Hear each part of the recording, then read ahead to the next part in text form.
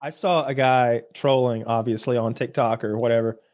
He had a MAGA hat on. He looked like Nick Fuentes. I don't think it was him, though. But he was like, "You're never gonna be a woman president, ever. Glass ceiling? It's made of bricks, you dumb bitch. You're never, ever gonna be president because we make the rules. The men. You hear that, honey? You understand what I'm saying to you, dude, I saw bluesy." Yeah, I saw that clip was going bananas viral on Twitter and elsewhere, and it was Nick Fuentes, where he's like, "Your body, my choice, forever." He was like, clearly, and I was watching that, and I'm like, this is arguably gonna be the most interacted with bait on the globe. It's a long video. He's like, I saw the I don't know, maybe it's longer than the clips I saw, but it was he rants for like a minute. Your body, my choice, forever. Another one for the boys. Boys rule. Boys win. The glass ceiling, it's made of bricks, and you're just going to keep bashing your head off of it. You will never have a woman president. The feel when we control your bodies. Hey, bitch, we control your bodies. Guess what? Guys win again, okay? Men win again. And yes, we control your bodies. Hi, I'm your Republican congressman. Hi, I'm your Republican congressman. It's your body, my choice. And men, women again. Men win again. There will never, ever be a female president. Never. There will never be a female president, ever. It's over. Glass ceiling. Dude, it's a ceiling made of fucking bricks. You will never break it.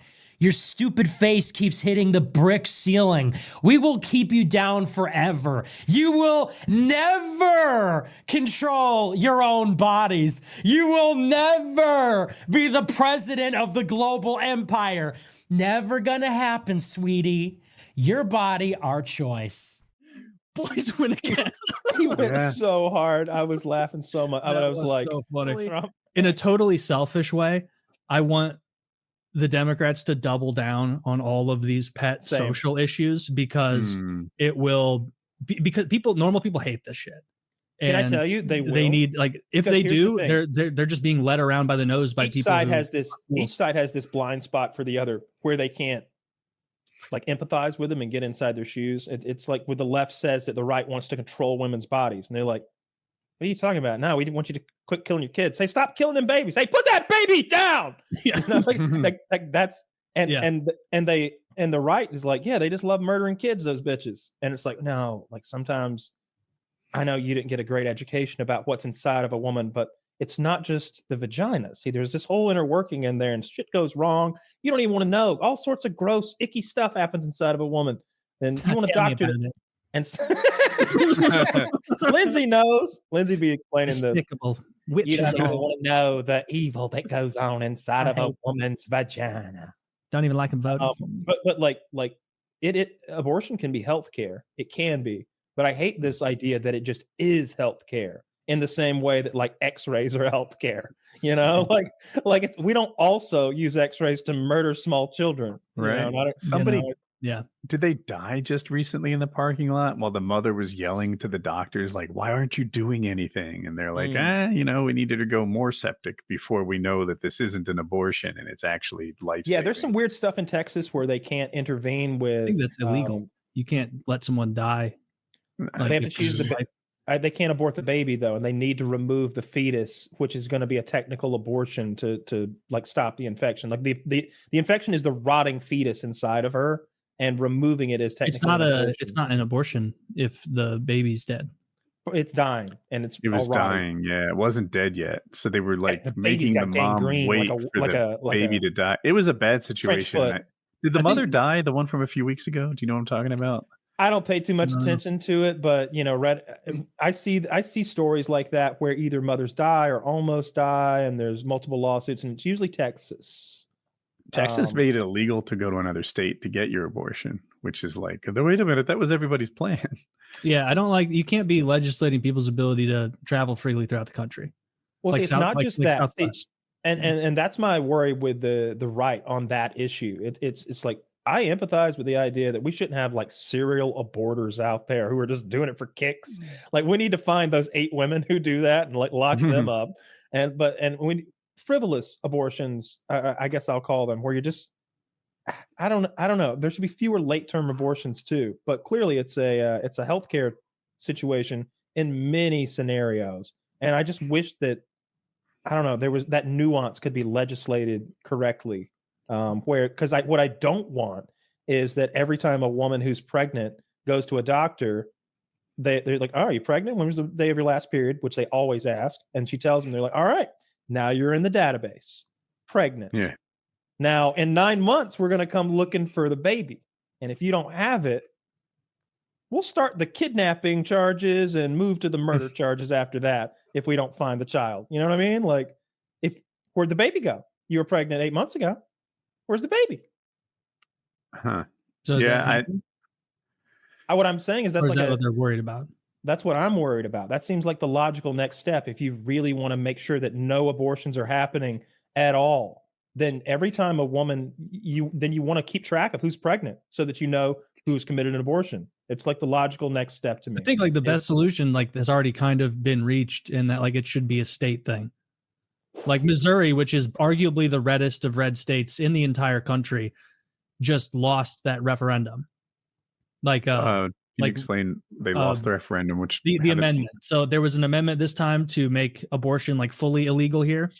Okay. And despite Missouri going red on like everything else, the pro-abortion side, it was narrow, very close, but they won that one. And 6 weeks. Like now they're reaffirming the abortion rights, I believe, in Missouri. Not as like not late term like some states allow. 6 weeks, 12 weeks. What is it? I think it's 12. I'll have to 6 here. 12, it works. 6 is tight. And I know I've explained this to the audience before, but it starts from the date of the last period. So the first 2 weeks, she hasn't even fucked anyone. And that's like the first 2 of the 6. 2 weeks in, she gets laid.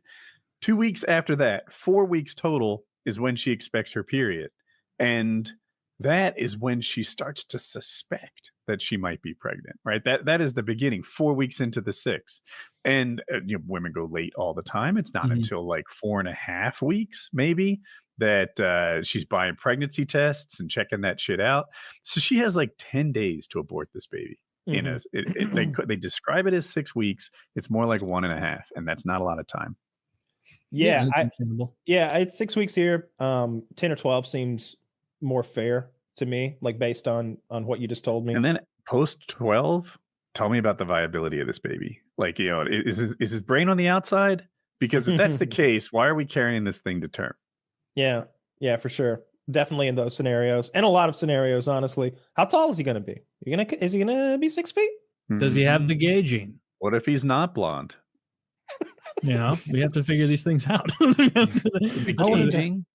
was joking that you could tell if they were gay, and that in gay gene. Okay, I misheard. My bad. They haven't found the gay gene yet. Yeah, they found gay guy's name gene, Levi's. But no gay gene yet. Seems to be Taylor. Elusive. Well, when that was implemented, nobody predicted it could be used this way. There's another law from like 1897 or 1800s that says that it's illegal to use the mail to transport any written material about abortion or about the procurement of an abortion. And that's still on the books. It was left there because Roe versus Wade made it null. But now that Roe has been overturned, technically speaking, it's against the law to mail anything pertaining to abortion, which could be interpreted that it's illegal to use the mail to send people's birth control to them, or to use the mail to move birth control pills to a pharmacy. You think that's going to actually be used, or is it going to be one of those like you can't walk backwards on Sunday in Connecticut kind of laws? Oh, JD Vance seems to love the law. He's brought it up several times. He thinks it's a great way to target abortion. Interesting. He said on Rogan that he kind of saw the writing on the wall when his team got blown out in Ohio by pro-abortion people. And so because apparently I never know what to believe, right? Like so there are a lot of people who sane washed things that Trump said, right? He said that, but what he meant was this better thing.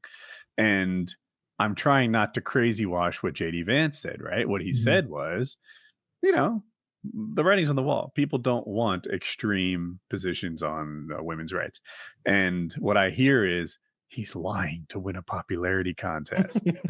But I just made that up, right? That you can't go by that. Coming for your pussy, ladies. I don't think that, like, when you accuse politicians of like lying to win popularity contests, like that's not. That is what they do. Like that is their entire job. Yeah. Like they do this. But I accuse Republicans routinely of hearing what they want to hear. And let me go on a little side note about this. When I talk, I almost always do this thing where I avoid absolutes. I just did it, right? It is hard to say that I'm always like, I'm wrong about this thing, because I'll be like, men are generally bigger than women. I don't say men are bigger because sometimes they're not.